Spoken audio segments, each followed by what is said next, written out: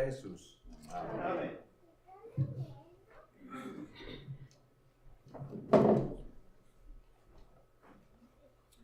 ¿Cuántos de ustedes alguna vez han estado en una terminal que van a viajar en tren, por ejemplo, y escuchan la voz que dice: todos a bordo, prepárense, no tomen su maleta, no lleven nada en la mano, súbanse, no lleven tiquete, no se preocupen, súbanse?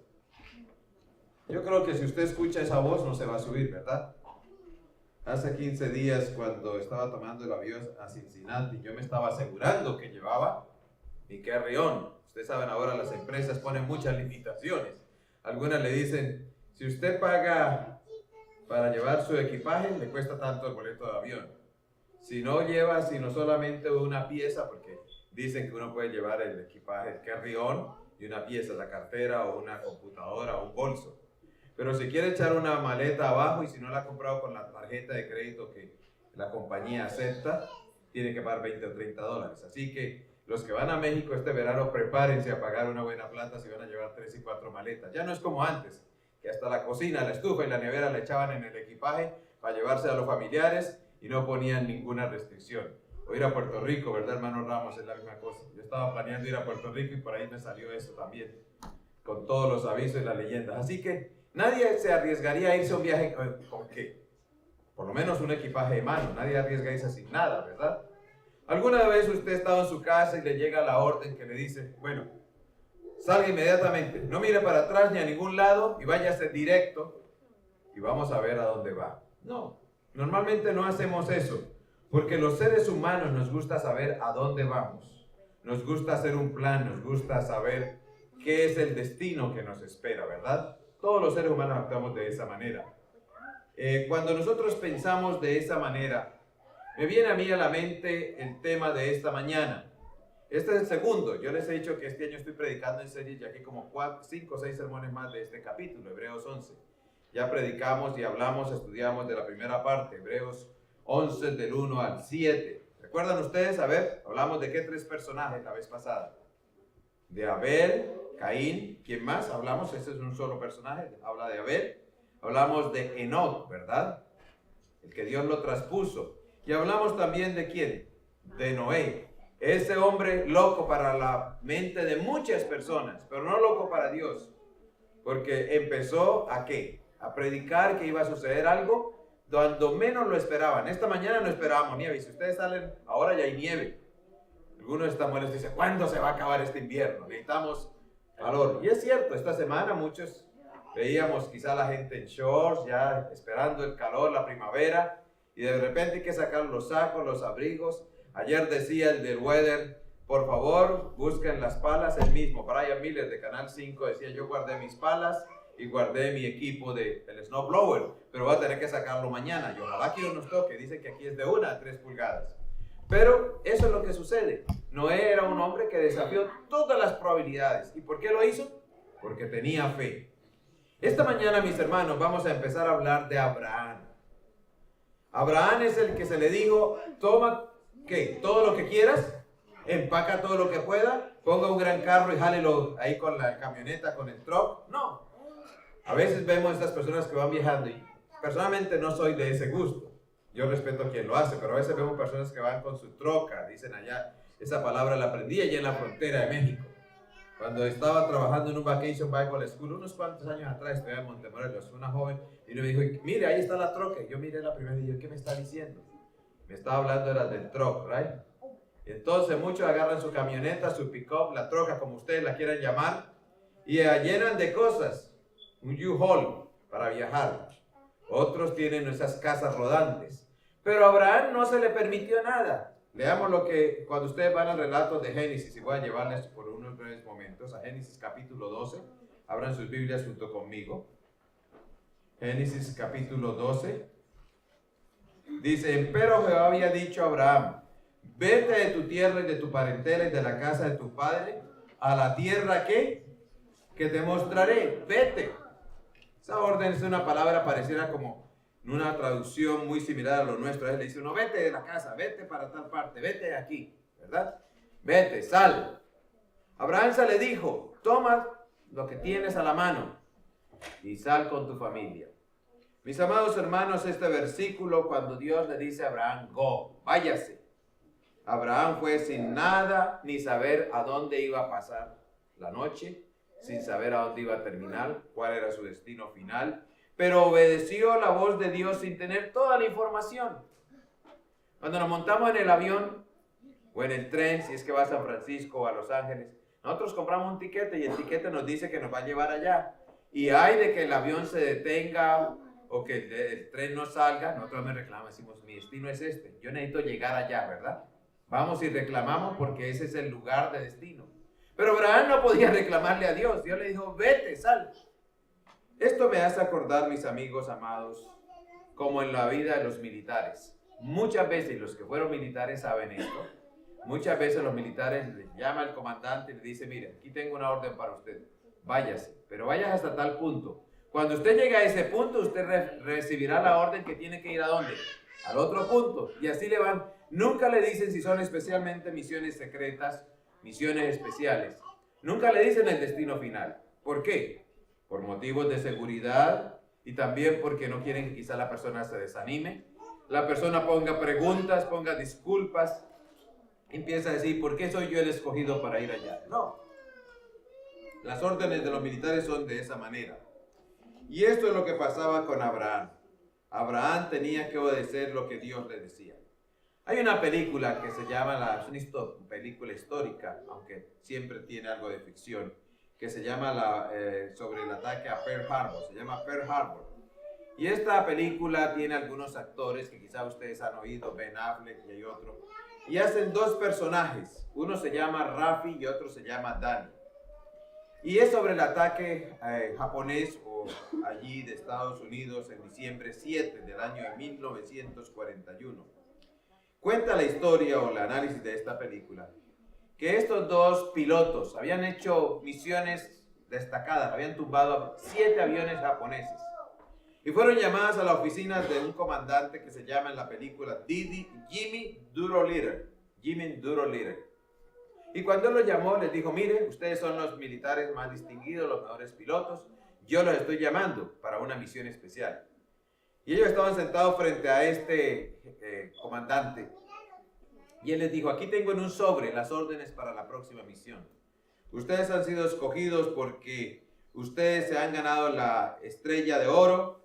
Ustedes son los únicos pilotos en combate que tienen tanta experiencia. Y yo los necesito para una misión que he puesto juntos. Y entonces les dice él mirándoles, ustedes saben que esto es una misión súper secreta, ¿verdad? Ellos se miraron unos a otros y dijeron, sí señor. ¿Ustedes saben qué va a pasar? No, no sabemos qué va a pasar. Pero si es la misión que usted nos ordena, nosotros vamos a hacerla. Y entonces él les dice, ¿saben qué? ¿Qué sucede cuando esa misión termina? Y aquellos dos pilotos en medio del nerviosismo se miraron unos a otros y le dijeron, ¿sabe, comandante? Nosotros sabemos qué va a pasar. Que cuando esta misión termine, usted va a enviar las medallas de reconocimiento a nuestros familiares. ¿Qué querían decir ellos con eso? Que a lo mejor morían y no regresaban. Cosa que ha sido muy común en el Army o en la aviación. A veces oímos esas historias a menudo. El otro día estaba oyendo aquí en Wisconsin. Un anciano de 94 años recibió su medalla de reconocimiento de la guerra. 94 años. Está en un nursing home, creo. Y él salió muy feliz allí con su medalla. Pero bien, sigamos con la historia. Él les dijo, exactamente, eso es lo que significa. Ustedes han sido entrenados para hacer algo que nunca se ha hecho en la historia de la aviación. Ustedes se van sin saber a dónde van, pero esto es lo que tienen que hacerlo. No tienen otra alternativa. Y dice que estos pilotos salieron inmediatamente de la oficina de aquel comandante, salieron al ataque y por supuesto, dice la historia, eso es parte de la ficción porque no todo lo pone en la realidad, que esos ataques o esa misión que ellos llevaron a cabo cambió el curso de la historia y por eso Estados Unidos ganó la guerra. Mis hermanos, cuando nosotros miramos la historia de Abraham en la misma manera, Dios llamó a Abraham. Pero ¿saben una cosa? Me encanta que Dios no solamente llamó a Abraham, Dios le ha llamado a usted y a mí también. Amén. Y quizá esta misma mañana estemos preguntándonos, cuando yo estaba en mi rancho, en mi ciudad, o cuando yo estaba en tal lugar, yo no sabía lo que iba a pasar conmigo. Pero Dios le dijo que, vete, haz. Y Dios nos dice a nosotros que salgamos del confort, del nivel de confort y de comodidad para hacer lo que Él quiere que hagamos. Es posible que alguno esta mañana esté pensando, bueno, en mi vida, ¿será que Dios ha hecho? Yo tengo esta mañana este libro del Espíritu de Profecía, que muy pocas veces se usa de paso en los púlpitos. Y quiero compartir algunas de las cosas que dice la sierva del Señor en el libro Patriarcas y Profetas. Les voy a dar la página por si ustedes quieren leerlo en casa, la página 118 y 119. Dice, confiando en la divina promesa sin la menor seguridad externa de su cumplimiento, Abraham abandonó su hogar, sus parientes y su tierra nativa y salió sin saber a dónde iba. Pero hay una parte que me gusta, fiel a la dirección divina. Fiel a la dirección. ¿Está dando volumen esto? A veces pienso que no hay volumen en él. ¿Sí tiene? ¿Sí se oye? Ok. A veces no oigo, por eso que se oye. Dice, por fe habitó en la tierra prometida como en tierra ajena. Dice, no fue una prueba ligera. Noten lo que dice, la que soportó Abraham. Ni tampoco era pequeño el sacrificio que se refirió a él. Había fuertes vínculos que lo ataban a su tierra, a sus parientes y a su hogar. Pero Abraham no vaciló en obedecer al llamamiento. Nada preguntó en cuanto a la tierra prometida. No averiguó si era feraz o de un clima saludable y si los campos ofrecían paisajes agradables o habría oportunidad para acumular riquezas. Dios había hablado y su siervo debía obedecer. El lugar más feroz de la tierra para él era donde Dios quería que estuviese. Ahora, la parte que me gusta es esta, porque alguien dirá, bueno, eso refiere a uno a moverse completamente del lugar, pero este versículo tiene una aplicación mayor que esa, no solamente moverse del lugar. Y quizá en este momento muchos de nosotros decimos, sí, Dios me sacó de Querétaro, me sacó de San Luis Potosí, me sacó de tal estado, de Colombia, de Centroamérica, donde sea, y Dios me ha traído aquí. Ahí ya obedecí la voz de Dios, ahí respondí, pero eso es mucho más que eso. Dice aquí, muchos continúan siendo probados como lo fue Abraham. No oyen la voz de Dios hablándoles directamente desde el cielo, pero en cambio son llamados mediante las enseñanzas de su palabra y los acontecimientos de su providencia. Se les puede pedir que abandonen una carrera que promete riquezas y honores, jóvenes, que dejen afables y provechosas amistades, a que se separen de sus parientes para entrar en lo que parezca ser solo un sendero de abnegación, trabajos y sacrificios. Hermanos, cuando yo volví a leer esto anoche, repasando para esta mañana, me vino a mí la mente la historia personal. Era tan solo un joven de 13, 14 años. Estaba estudiando en una escuela de comercio nocturno. Y el director de la escuela llegó a casa para hablarle a mi padre y decirle, mire, queremos a su hijo, queremos becarlo, toda la secundaria, sacar este curso de comercio, hacer de él un abogado. Pero queremos que vaya a esta universidad del gobierno en la ciudad de Bogotá. Esa era una universidad de origen o de tendencias socialistas, comunistas. Antes decían comunistas. Hoy lo ponemos tan bonito, decimos hoy es socialista, ¿no? Social, el beneficio. Pero es dicen en mi país una expresión muy común, es el mismo perro con distinta huasca.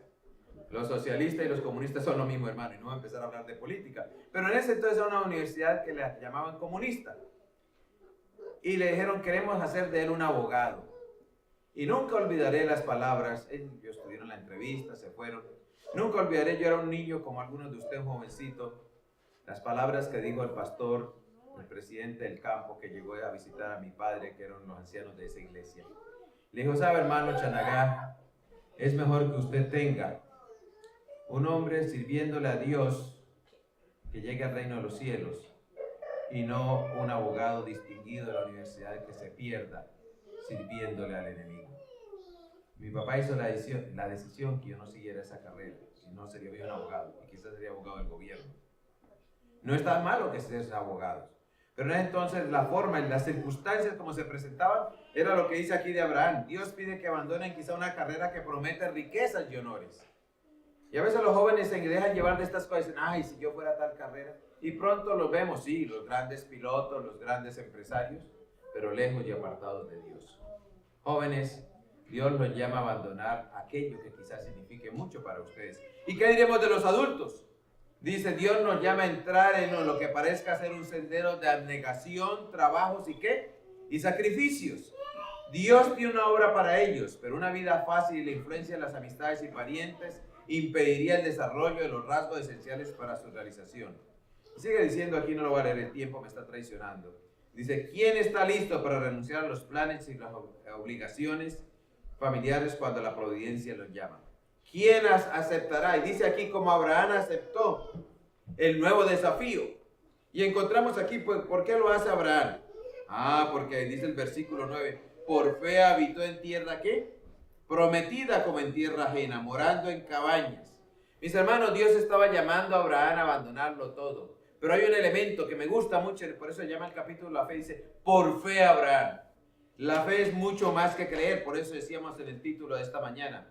La fe es una garantía que tiene base sólida. Pero la fe tiene el otro elemento que empezamos a ver en estos versículos en adelante, más claramente. La fe tiene el segundo elemento que nos mueve a actuar, que nos mueve hacia adelante. La fe no es un sentimiento estático. Y Abraham, por fe, dice que salió a esa tierra de promesa, morando en cabañas. ¿Cuántos de nosotros, especialmente ahora que va a nevar y que hace frío, moraríamos en cabañas? Pero Abraham dejó el confort de su comodidad, de sus amistades, de sus relaciones, de lo que podía significar una garantía de vida, podríamos decir. Una tierra establecida para ir a ¿qué? A morar en cabañas. Dice, por fe habitó en cabañas. ¿Pero por qué? ¿Por qué Abraham obedeció?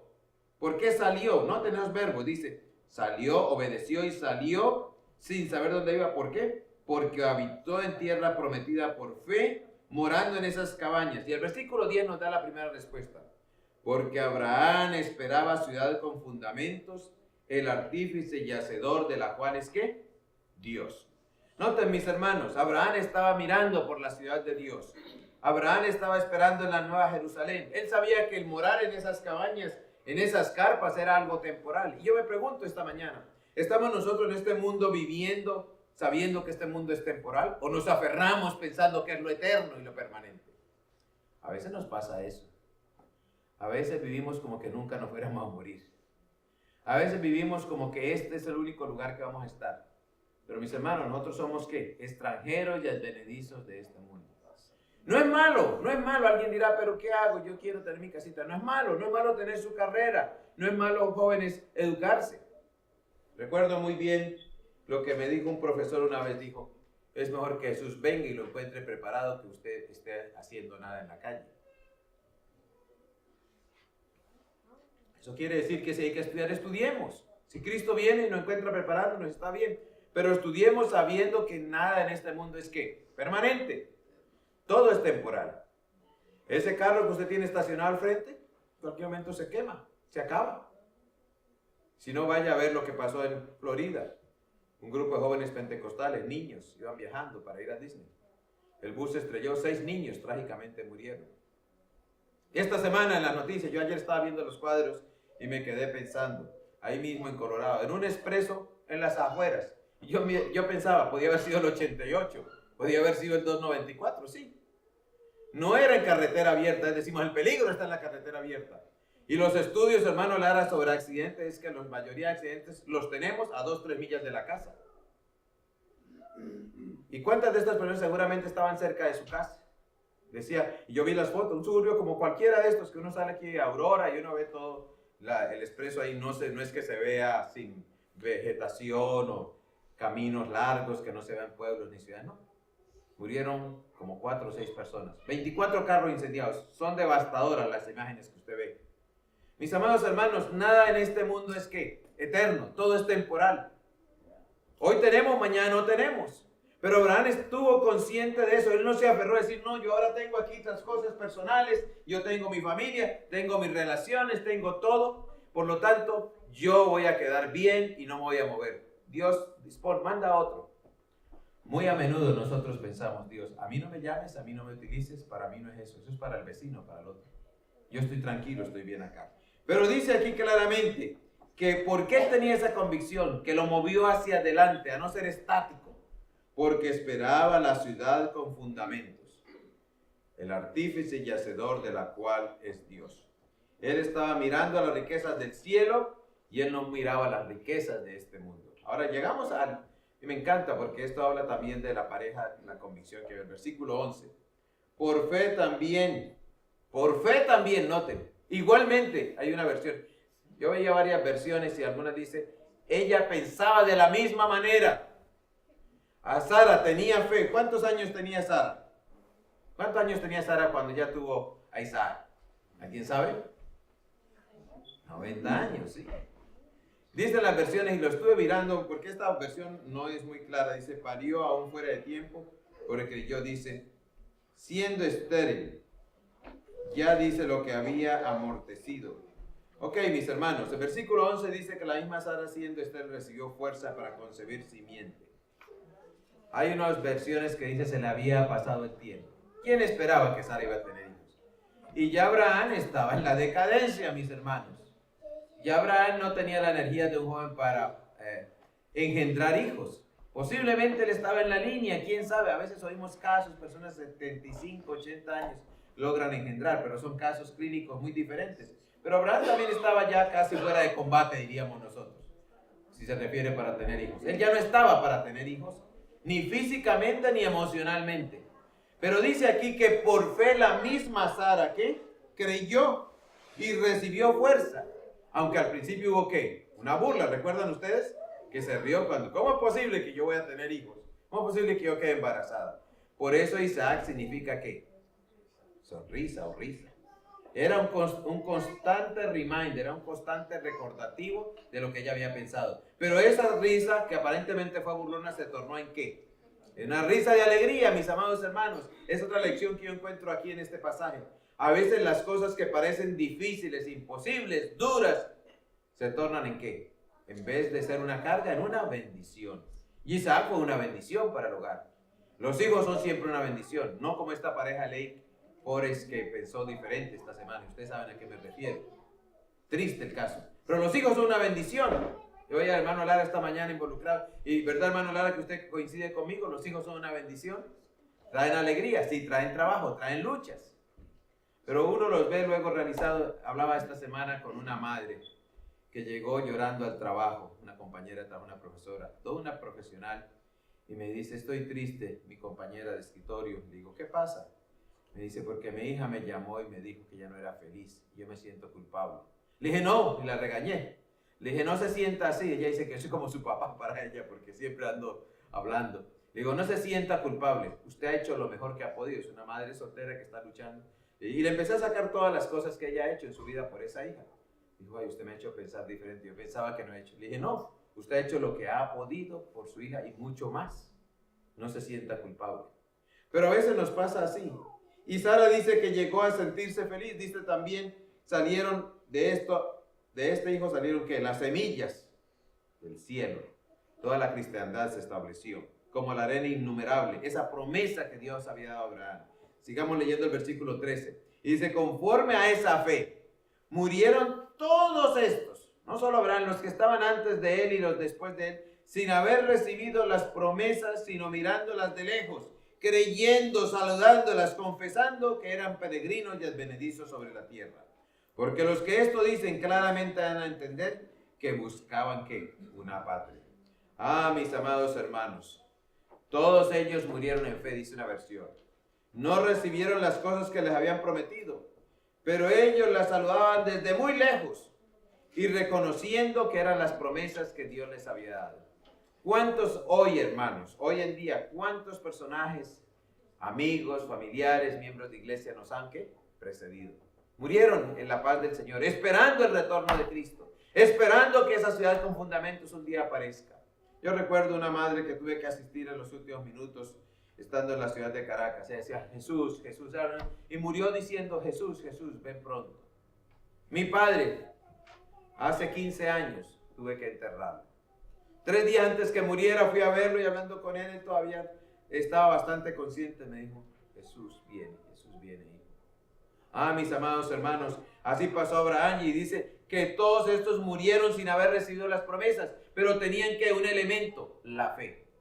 El que muere sin la fe en Cristo, el que muere sin la fe en la segunda venida, es porque no ha llegado al convencimiento que habla Hebreos. No tiene esa fe. Porque el que tiene la fe verdadera, usted lo va a ver bajar al sepulcro, confiado que se va a ir al sepulcro. Pero un día Cristo lo va a levantar, ¿qué? Glorioso, para ascender al reino de los cielos. Esa es la esperanza del cristiano. Si nosotros como adventistas no creemos en el retorno de Cristo, mis hermanos, estamos muertos. Vana es nuestra fe. Si no creemos en la resurrección de Cristo, si no creemos en la ciudad con fundamentos. Yo muchas veces pienso, digo, ¿cómo va a ser? Pero cuando la duda me asalta y el pecado quiere dominarme, dudando de cómo va a ser la santa ciudad, yo voy a la palabra de Dios y digo, esto es lo que Dios me da. Y eso es lo que pasó con Abraham. Ellos creyeron estas promesas, saludándolas desde lejos, pero reconociendo que eran peregrinos y advenedizos. Vuelvo a lo que dije al comienzo, mis hermanos. ¿Cuántas veces nosotros pensamos que vamos a ser eternos? Que todo es este mundo. Pero hermanos, somos turistas, somos advenedizos. ¿Qué le pasa a los turistas? Ay, uno llega a un lugar y que se encanta con el lugar. Y qué bonito esto, qué bonito. Y a los 4 o 5 días, a los 10 días, para atrás, dice el hermano, ¿verdad? Porque uno está de paso por ese lugar, no es allí. Esa es la tierra, nosotros somos turistas en este mundo, advenedizos. Y dice aquí que estos dan a entender que buscaban una patria. ¿Y qué dice el versículo aquí? Alguien que lea el versículo 15 y 16, por favor. ¿Alguien lea, por favor, versículo 15 y 16? Pues si hubieran estado pensando en la patria de donde salieron, tiempo tenían para volver. Pero ellos anhelaban una patria mejor, es decir, la patria celestial. Por eso Dios no se avergüenza de llamarse su Dios, al contrario, les ha preparado una ciudad. Interesante. Estos personajes que hasta ahora estamos estudiando y los que siguen, dice que creían que eran extranjeros, advenedizos, con un destino, que no se iban a quedar allí. Dice, aún si se acordaban de dónde habían salido, que hubieran algunos pensado, volver, regresar. Pero eso no era el motivo de ellos. Ellos decían, yo no quiero volver atrás.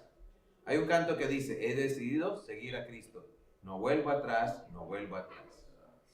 Mis amados hermanos, Dios está esperando eso a nosotros. No miremos hacia atrás. Y es triste. Usted decía, hermano Lara, de Rafael y otros, no vamos a juzgar los motivos de nadie. Pero es triste algunos que miran atrás y vuelven atrás. Pero dice la Biblia que los que tenían la fe deseaban que lo mejor, la patria celestial. Por lo cual Dios no se avergüenza en llamarle Dios a ellos, porque les había aparejado ciudad. Hay un hombre que era del país de Irán, su nombre se llama Karimi Nasseri. Él fue un día huyendo de Irán y llegó a París. París le negó la entrada como un refugiado. Estamos oyendo muchos refugiados estos días. Ayer mismo día que viene un tren completo por México, pero bueno, esas son las situaciones que están pasando. Y Narim llegó a París y no lo aceptaron en el aeropuerto. Le dijeron, usted no puede entrar aquí como refugiado. Lo tomaron, lo pusieron en un avión y lo mandaron para Inglaterra. Inglaterra lo tuvo unos días y dijo, tampoco lo podemos tener aquí, váyase de vuelta donde vino, a Francia. Y Narim Hassan estuvo allí en el aeropuerto, llegó y no lo dejaron pasar. Le dijeron, usted no puede ir de aquí. O regresa a su tierra o se queda aquí en el aeropuerto. ¿Saben cuántos años duró este refugiado? 11 años viviendo en el aeropuerto de París.